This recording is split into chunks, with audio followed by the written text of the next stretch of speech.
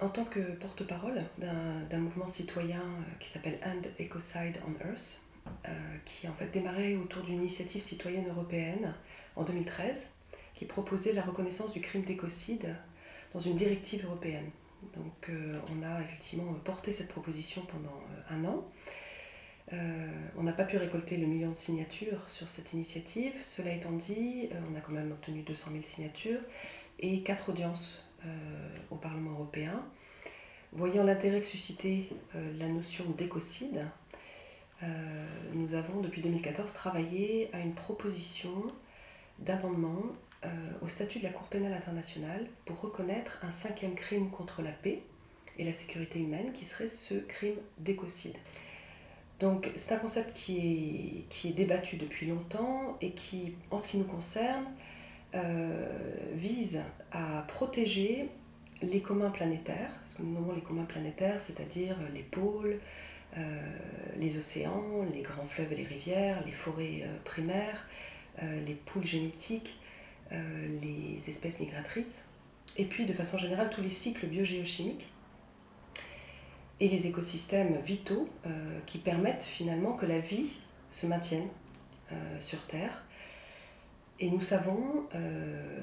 depuis 2009 que nous sommes en train de dépasser des seuils,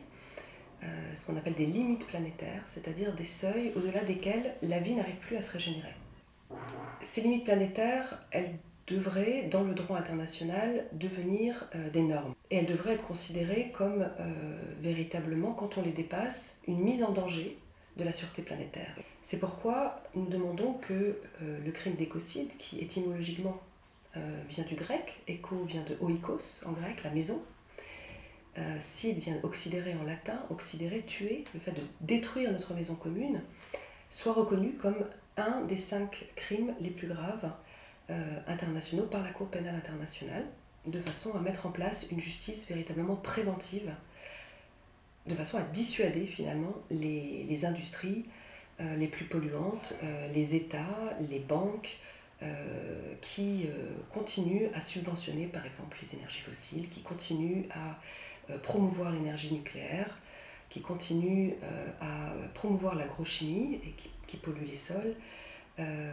ou la surpêche. Toutes ces situations qui de fait nous mettent au final tous en danger.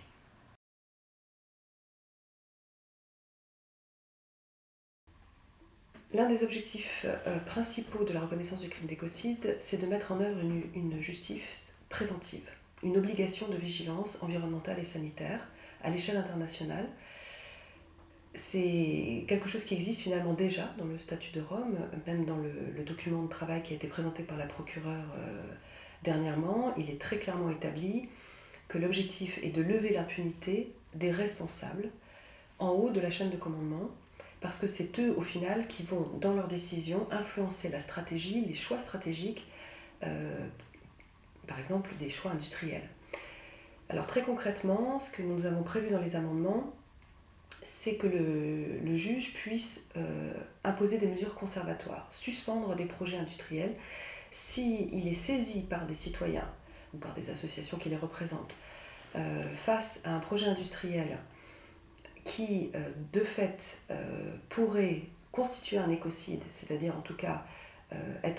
où l'on pourrait démontrer qu'il va participer à un dépassement de seuil de limite planétaire, à ce moment-là, le juge peut effectivement mettre en place une justice climatique et déterminer, d'une part, les responsabilités, c'est-à-dire nommer clairement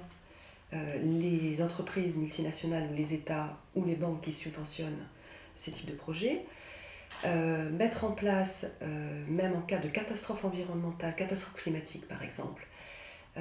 servir de médiateur pour dire, au nom du principe de responsabilité commune mais différenciée, parce que nous savons aujourd'hui qu'il y a des États pollueurs historiques, j'impose à la communauté internationale, à tel et tel État, et voire même aux multinationales, de mettre la main à la poche pour aider les populations qui sont victimes, c'est quelque chose qui est tout à fait envisageable.